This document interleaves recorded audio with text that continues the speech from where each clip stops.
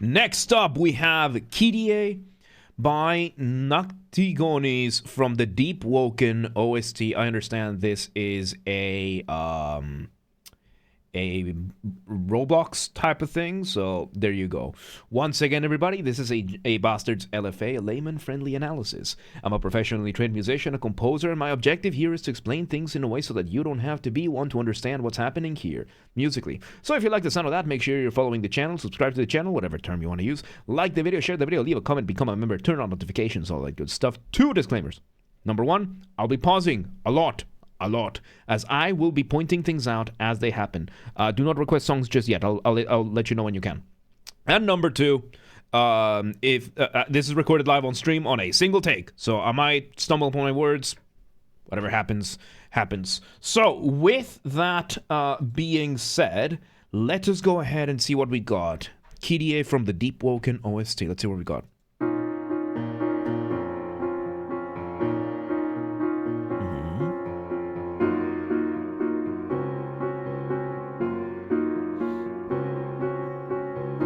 Okay, so we start with a very, very beautiful intro piano going on with us. We are having this in, I think this is 6/8. I think this might be 6/8. So we're going to go over the concept of rhythm, right? So music, 3 main blocks that make music: melody, harmony, rhythm. Rhythm is the use of time. How long things take, when they happen, how fast, how slow, the duration, everything like that. And we divide it into measures or bars. Those are 2 interchangeable terms. And the bars, the duration of the bars, and the rhythm, the divisions of those bars are determined by a time signature. Time signature, 2 numbers. This is for those of you who don't know this. Upper number, lower number. Upper number, number of notes. Lower number, the type of notes. In English, it's super easy to remember. Whole notes equals 1, half notes equals 2, quarter notes equals 4, eighth notes equals 8, so on and so forth. So 4, 4, 4 quarter notes in a single bar. You count them, by putting 4 quarter notes. You count 1 through 4. 1, 2, 3, 4. 1, 2, 3, 4. That kind of thing. This is from the bribe list. Yes, this is from the bribe list. And yes, for those of you who don't know, you can bribe me into giving your song priority. We have the bribe list. It's pay to win. So it depends on how much money you give. So we have this going on. And right now, when it comes to counting in 1, 2, or 4, you're going to count these numbers. But once you reach 8 and onwards, you start doing what are called subdivisions. So in the case I said, this I think is in 6/8, right? So if 4, 4 means 4 quarter notes, 6, 8 means 6 eighth notes. So in this case, this is usually subdivided into 2 groups of 3 eighth notes. So you have group number 1 and group number 2. Oh god, that was a horrible 8th note, but you get the idea. So this is then, instead of being counted like 1, 2, 3, 4, we're gonna count this. 1, 2, 3, 4, 5, 6. 1, 2, 3, 4, 5, 6. 1, 2, 3, 4, 5, 6. That kind of thing. And that's what we're getting a little bit slower with this piano, and the piano is giving us this kind of just beat. It's nailing into our heads the rhythm that is happening. Let's see where this goes.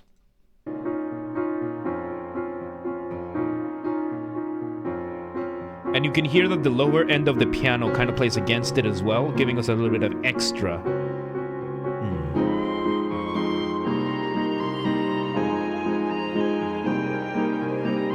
And there we go. We have our motif right there, which I was explaining that this might be the leitmotif. So a leitmotif being a variation of a motif. It's a version of a motif. The motif being the smallest version of your musical idea.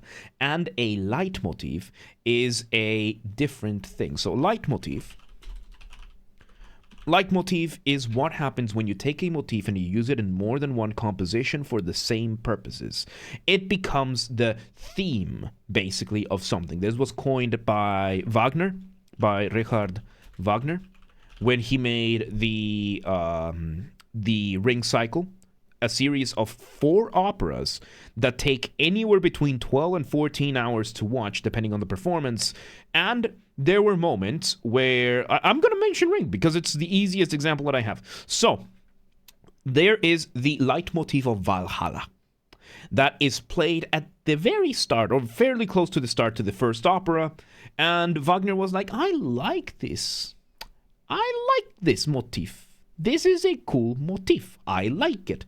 However, I'm not going to use it just once. I have 12 hours of opera I'm going to write. So whenever Valhalla is either on stage or mentioned, you will hear the leitmotif of Valhalla. And everything has that. So a motif, any motif can be a leitmotif. Not all motifs are leitmotifs. All leitmotifs are motifs.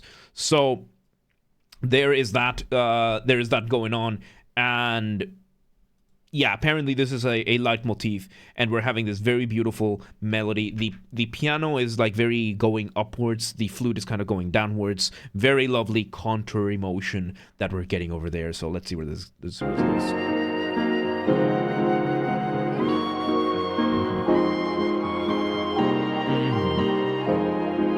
Very lovely. And in the background, we're getting a little bit of... In the background, we're getting this very faint synth, giving us a very contrasting rhythm. So, is there a heavy motif? That's called metal. I don't know. No, there isn't. All right, let's see where this goes. Oh, it's a bit more... And there you go. There's the Kyrie. There's the Kyrie being sung. Not much I can say about that, right? Let's see. Let's go.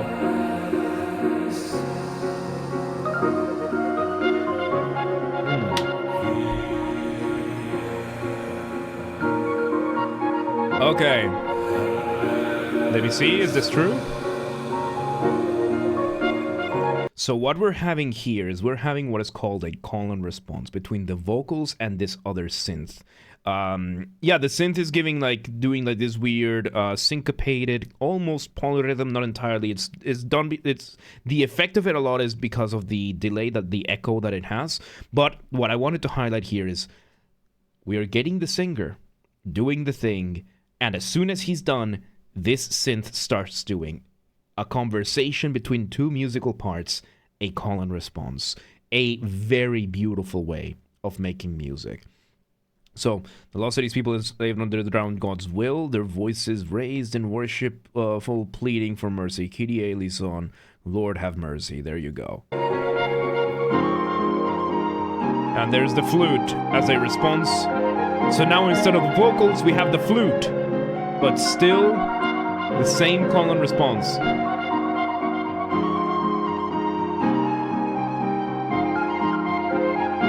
Oh, beautiful.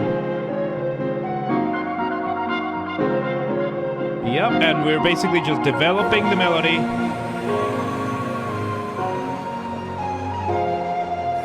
Okay, we slowed down the piano a little bit, so now it's only holding the downbeats of the chord. Downbeat is just the first note of your bar, right? So now we're just holding those down, and we are having the vocals and the flute. I'm going to call it a flute for the sake of simplicity. Just holding this melody now. Very beautiful. Let's see where this goes.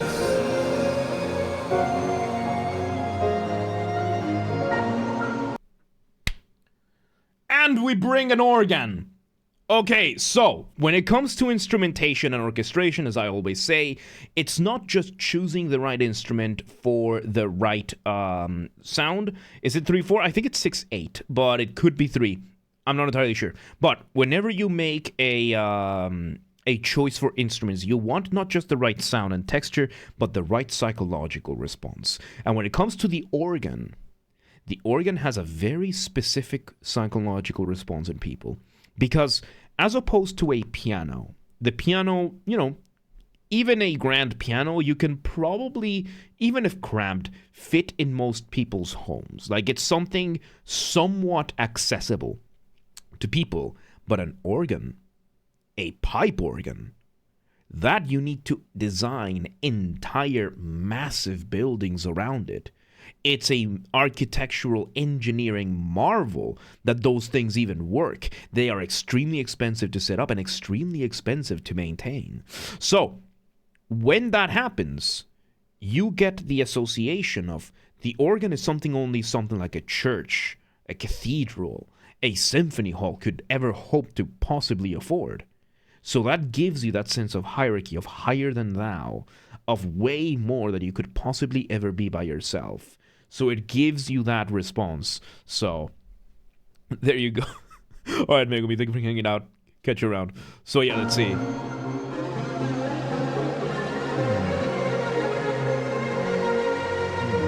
So to request at a later date. It's a boss theme that is technically in 2 parts. Phase 1 and 2 combined. It's under 5 minutes. If you can get me a combined track, then I will accept it. And there we go. Now we're having this synth fighting against the organ. We're bringing back that synth. Primary school had an organ in, technically. I mean, there are different types of organs, but I'm talking about the big pipe organs. So, yes. Let's see. There we go. We bring back the flute. And, of course, now we are in the climax of the piece. It's usually the last 1 or 2 minutes of the piece. We are bringing in everything together. And no, do not combine them and upload them to YouTube yourself. That's a copyright nightmare. So you bring them together, and you bring everything together. We are having everything playing now. We're having several layers of the Kyrie. We are having the flute. We're having the organ. Everything is coming together for the climax. Let's see where this goes. And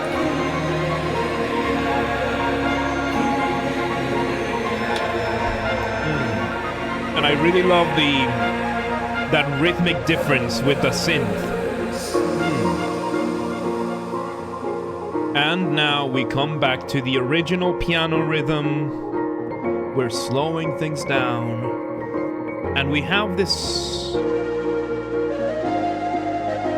other synth coming in. So we're having brief moments where we are allowing everything that has played. Big delay, yeah. We're having these very, very few moments here and there where we are kind of cycling through the ensemble, letting everyone have one last go before we go. A very, very beautiful way of ending a piece. Let's see where this goes.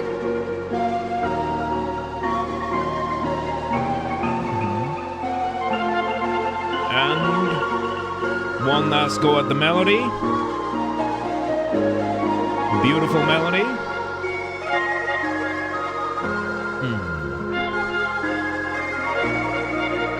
And we end it on a high. We go over to the high note. We let those fade away, and we bring the piano in. And I am guessing, and it loops. Okay, I was thinking that, and then it loops. There you go. And there you go. The delay is what I meant. Gives it the 4 against 3. Yeah, the delay is set so that it gives you that illusion. It's really cool. And there you go. So we have that last note, and we just have the piano looping so that the piano keeping going, so that this can then be just immediately looped back to the start, so that you can just have this infinitely loop until whatever happens. Very common technique in video game music. And there you go. That was Kyrie by Noctigonis from the Deepwoken OST. What a track, man. What a beautiful piece. That was awesome. That was awesome. And there you have it. Once again, everybody, this has been a Basterd's LFA, a layman-friendly analysis. I'm a professionally trained musician, a composer, and my objective here has been to explain things in a way so that you don't have to be one to understand what's happened here musically. So if you're watching this on the YouTube archive, thank you for watching. Make sure you're following the channel, subscribe to the channel, whatever term you want to use. Like the video, share the video, leave a comment, become a member, turn on notifications, all that good stuff. And if you want to listen to this without me interrupting every 3 seconds, I will be linking it down below. If you want to request a song and you're not on the live stream, if you're on the live stream, you can start requesting. If you're not on the live stream, I'll I'll link the Discord down below. I'm just reading a lot of stuff. Discord is linked down below, and I'll address that. Remind me, George. Remind me. So, link to the Discord is available down below. go to the LFA requests channel, follow the instructions on the pinned messages, and you'll be able to request offline. And of course, if you want to catch these streams when they happen live, we aim for Monday through Friday, 6 p.m. Central European Time. What time that is for you? Linked in the description are the Twitch and the Discord. They both have the stream schedule showing in your local time zone so that you don't have to bother with that kind of stuff. And follow the gaming channel. We have a gaming channel where we put the VODs of the after show hangouts that we do. Games are Basterd. It's linked down below in the description, or you can just search for it. Same username, just swap the J for a G, and you got it. And yeah. There you go. That was Kyrie. That was beautiful. That was very, very beautiful. But yeah, let's move on.